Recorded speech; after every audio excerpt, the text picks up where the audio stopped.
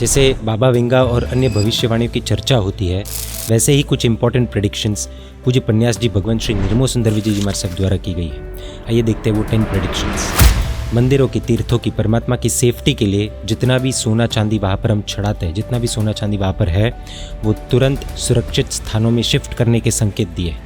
Stock market में उतना ही धन रखने का सुझाव दिया है जितना जाए तो सहन हो सके। 2026 के अंत से पहले अपने रिलेटिव्स को, फ्रेंड्स को भारत बुलाना सेफ रहेगा, ऐसा उनका मानना है। सोना चांदी भविष्य में डॉलर की तरह विश्व की ग्लोबल करेंसी बन सकती है। आगे के लिए अन्न जल इत्यादि में आत्मनिर्भर बनना बहुत ज़रूरी होगा, ऐसा उनका मानना है।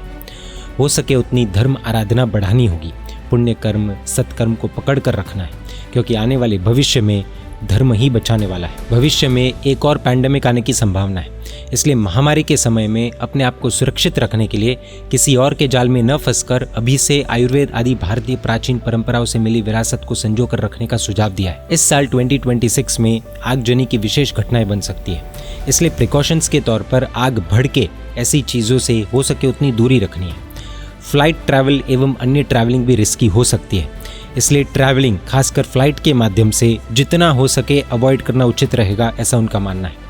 इमरजेंसी सिचुएशंस में सावधानी के लिए डिजिटल करेंसी पर ब्लाइंड ट्रस्ट करने जैसा नहीं है। थोड़ा धन हार्ड फॉर्म में यानी कि कैश के रूप में अपने पास रखेंगे तो सिचुएशन को टैकल करना थोड़ा आसान हो सकता है।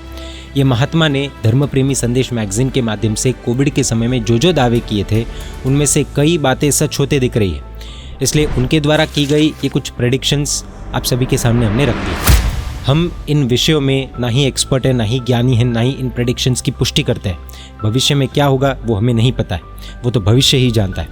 लेकिन हमें लगा कि अभी जो माहौल चल रहा है उस हिसाब से ये बातें एक बार सभी के सामने प्रस्तुत कर देनी चाहिए, इसलिए बहुत ही सीमित शब्दों में मर्यादा के साथ ये बातें आपके सामने रख दी है।